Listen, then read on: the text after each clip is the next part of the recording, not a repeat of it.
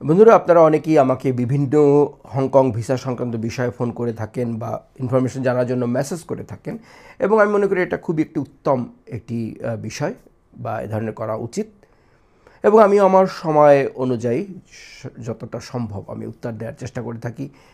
তবে এখানে একটি বিষয় আমি বলবো, আপনি যদি রিয়েলি আপনার ভিসার সংক্রান্ত বিষয়গুলি সুচারুরূপে সম্পাদন করতে চান, তাহলে কিন্তু আপনাকে একটি নিয়ম পদ্ধতি ফলো করে এগিয়ে যেতে হবে, এগোতে হবে।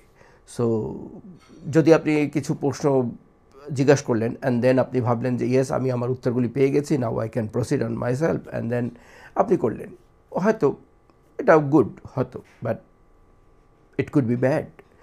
এর কারণটা আমি এভাবে বলছি যে ধরুন আপনি ইউটিউবে আপনার কোনো একটা অসুখ হওয়ার পরে বিভিন্ন ডাক্তারের ভিডিও দেখলেন, এবং দেখার পরে ওষুধপত্র আপনি নিজেই খেলেন, এবং হয়তো আপনি ভালোও হয়ে গেলেন।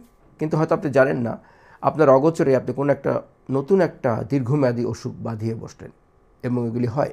যখন আপনি একজন ডাক্তারের কাছে যাবেন, তখন কিন্তু তিনি ফুল একটা চেক আপ করে তারপরে আপনার কাছে বিভিন্ন প্রশ্ন জিজ্ঞেস করে উনি যে ওষুধপত্রগুলি দেবেন, সেগুলি ওই সময়ের জন্য কিন্তু আপনার সব কভার করবে।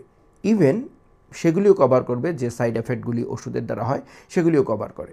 ফার্মেসি থেকে আপনি ওষুধ কিনলেন, একটা ওষুধ দিল, সেটা থেকে একটা জিনিস ভালো হয়ে গেল, আর একটা হয়তো খারাপ হয়ে গেল, সেটা কিন্তু প্রোটেক্টিভ মেজারমেন্ট কিন্তু নেওয়া হয়নি বা হলো না। একজন প্রফেশনাল ডাক্তার কিন্তু সেটা নিতে পারেন। ঠিক তেমনিভাবে যারা ভিসা সংক্রান্ত কাজ করে থাকেন, তাদের মাধ্যমে যদি আপনি প্রসিড করেন, তাহলে আপনার আগের পিছের সমস্যা বা সুবিধা সবগুলি কিন্তু সুচারুভাবে সম্পাদন হতে পারে।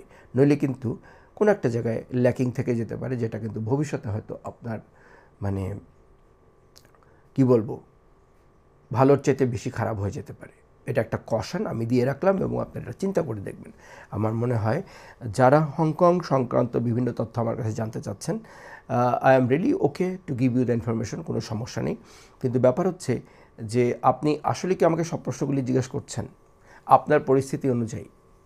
হয়তো আপনি নিজেও জানেন না, কিন্তু যখন আপনি আমার সাথে কথা বলবেন, তখন কিন্তু আমি আপনাকে বলে দিতে পারবো যে আপনার সিচুয়েশন অনুযায়ী আপনাকে কি করা উচিত, কোন ভিসাতে অ্যাপ্লাই করা উচিত, কোনটাতে অ্যাপ্লাই করা উচিত না, এবং কি সুযোগ সুবিধা আছে, অথবা কি ভাড়া বিপদ মুশকিল সামনে আপনি ফেস করতে পারেন, সেই সংক্রান্ত বিষয়গুলি সম্যকভাবে আমি আপনাকে বলতে পারবো। তবে সেজন্য কিন্তু আপনাকে আপনার পুরো একটি ডিটেলস আমাকে দিতে হবে, এবং ডাটাগুলি আমাকে অ্যানালাইসিস করতে হবে।